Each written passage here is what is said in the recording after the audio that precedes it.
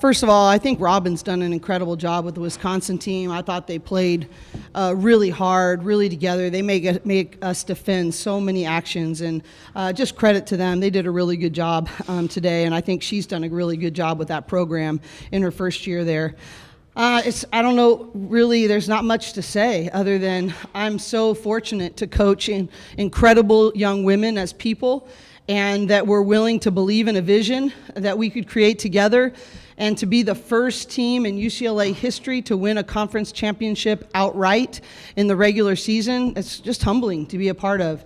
So grateful to our staff and how they serve and sacrificially put the program mission above themselves, and so thankful for the way in which these women have said, hey, whatever it takes to win.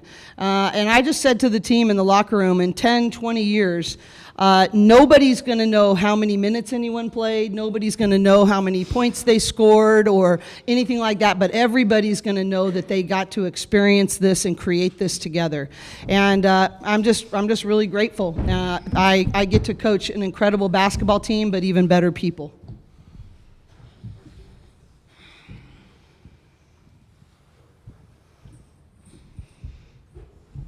First off, just congratulations to you guys. Thank you.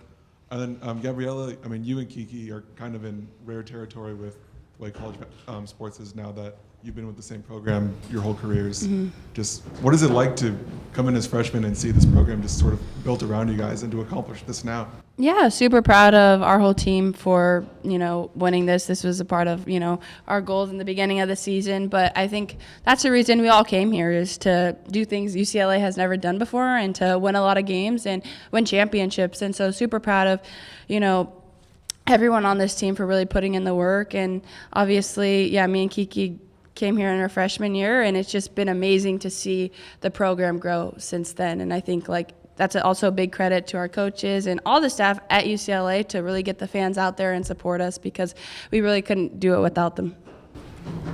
For both of you, what were your emotions pregame? And Lauren, it seemed like you got a little teary-eyed there. What was that? What were you feeling in that moment? It's my mom's fault. She started it. No, I honestly I think the whole morning I was just kind of reflecting on my experience here at UCLA and how grateful I am to be here. And the people here have just really made this experience so special for me. And I'm just so grateful for all of my other seniors who I've been able to play with this year and the past years. And I just love these girls so much. So it's been a really emotional day, but I'm just super grateful. Yeah, and then following up on that, I was just going to say, senior day is a time for reflection. And so as you think back on your time here at UCLA and, playing here at Poly Pavilion, is there a specific moment, whether it's a specific game or a play or just the atmosphere in general that, when you look back on your time here, that you'll always remember? Ooh, that's tough. I can't honestly pinpoint a specific game, but honestly, this one. Yeah, winning a game like this, making history on our senior night has got to be one of the most special moments, with all the fans here, my family being able to make it out here, my sister being on the same team as me. I mean, it's kind of crazy. But I'm just so happy to be here. Coming to UCLA has been the best decision I've ever made, and I love these girls so much, and I love these coaches, and they've done so much for me, and I'm just forever grateful to be here.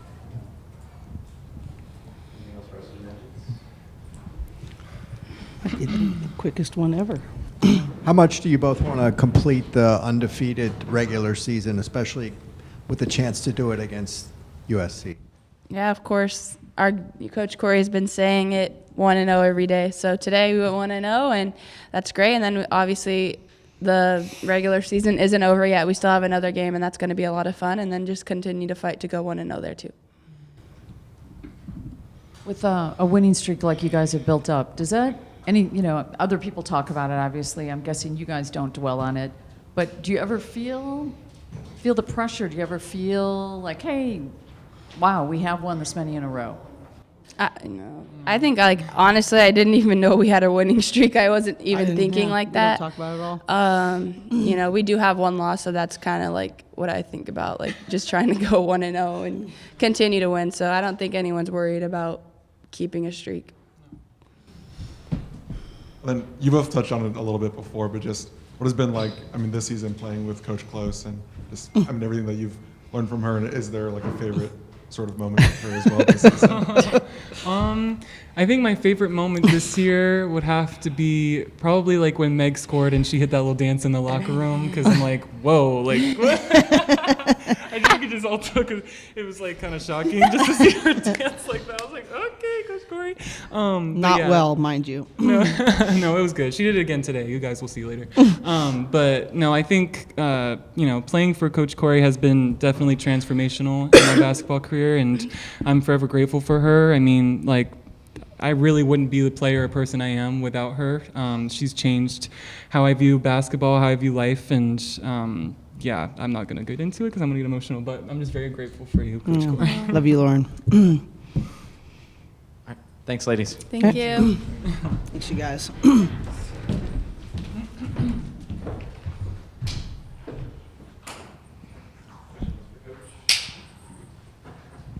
Has this been kind of a, I mean, we saw a little bit of emotional post game out Yeah. there. Has this been kind of as grateful as you are, a hard day in a way?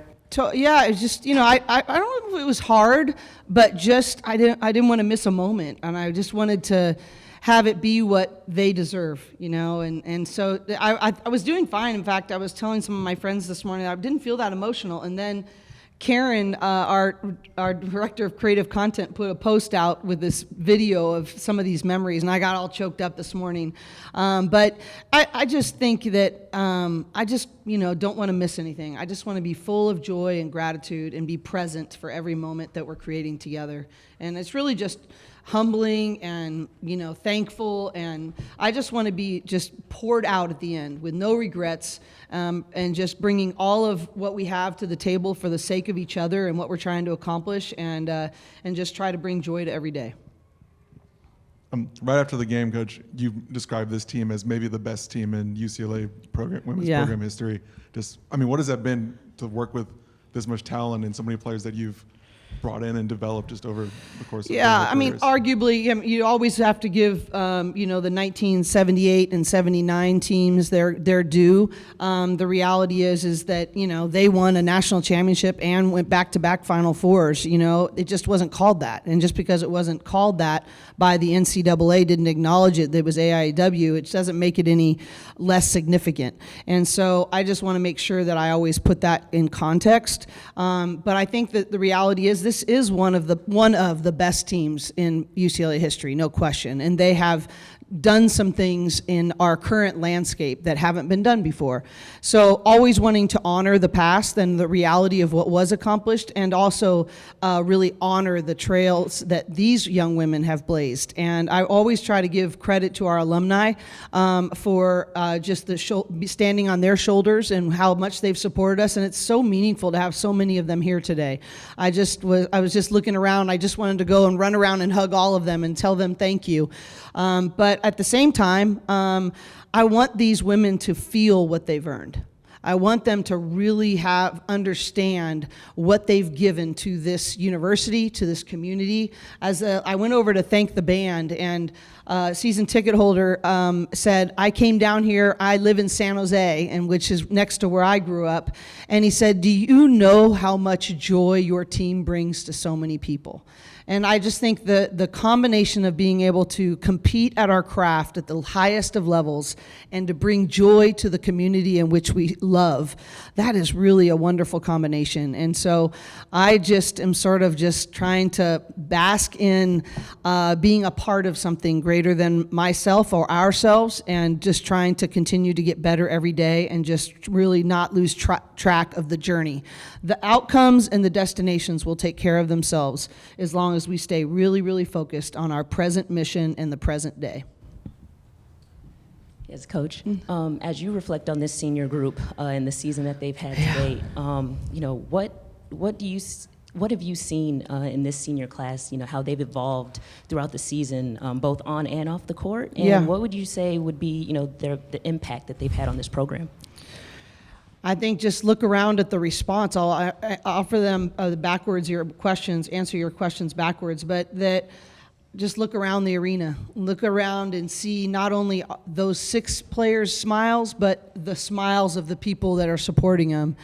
And I don't even know how to put it into words, but I think it may have been Charlize, and I could be messing this up, but one of them said the other day, like, I might not ever play on a team like this again. I think the combination of the depth of relationship, the excellence on the court, their love of the work. They love to work and get better together, and their connection off the court. And I've said all the time, we're never going to be a committed team unless we're a deeply connected team.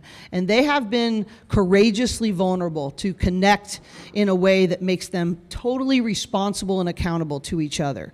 And that's really powerful. And some people go their whole lives not getting to experience something like that. And I think these seniors actually do really understand, like, this is really special.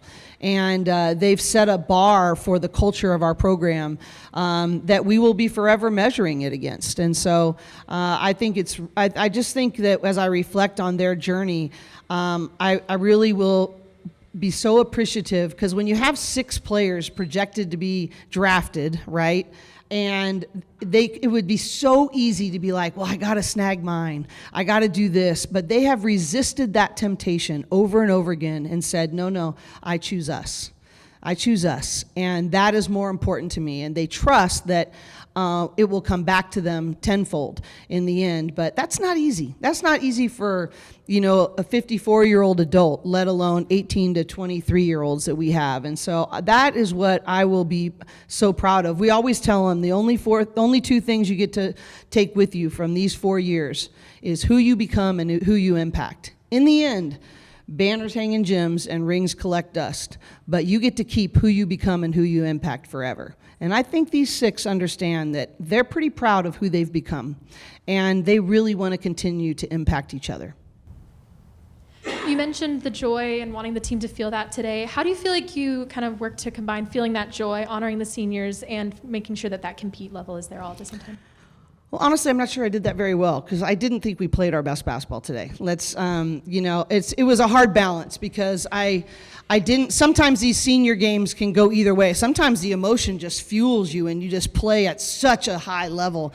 And I was sort of walking a fine line, like, hey, I want you to enjoy all this. I want you to take it all in, and we've got a job to do. We have a standard of excellence that we are always measuring ourselves against and trying to get better at. And transparently, I don't think we did that as well as we needed to. So I think I had to make the choice to go, okay, there are some moments you just don't get back, and there are some moments that you just have to have, as a leader, a little perspective, and this is not the time and the place to deal with that. Obviously, we know in order to go 1-0 next time, we're going to have to play a little better. And so, but right now, I'm just going to let them enjoy what they've earned. Coach, you actually spoke just now about the standard, and you've spoken about that all season long. I realize there's still a game, one regular season game to go, followed by the conference and NCAA tournaments. But how would you rate this team as far as living up to the standard? Well, it's hard, because as a coach, you are always, my job is to close the gap every day, but the gap of where we are and where I think we need to grow to. And so in order for me to do that well, I have to be keenly aware of the gap all the time. And so I have been impressed with their growth mindset, but I think we got some growing we still need to do. And so, I'm aware of, I don't know how many turnovers we had today. I guess we did 10.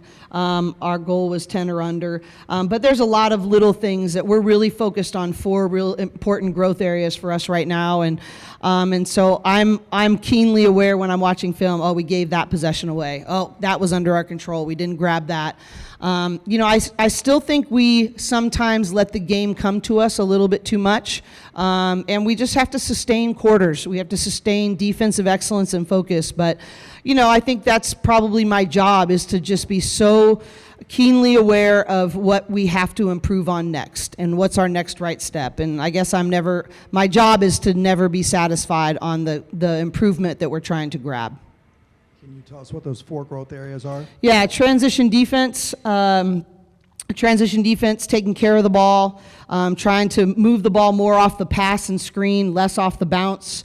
And I'm missing, passion plays and 50-50s. We need to raise our aggression level and get a few more of those. I think we got our passion play goal, but we've been charting the opportunities of 50-50s, and we have been vacillating between about 30% and 50% of winning those. And I think we need to get to 60-70% if we're going to need to be at the aggression levels that we're going to be at. All right, thanks, everybody. All right, appreciate your time. And just thank you guys for being here and telling our stories. It really does mean a lot. So thank you.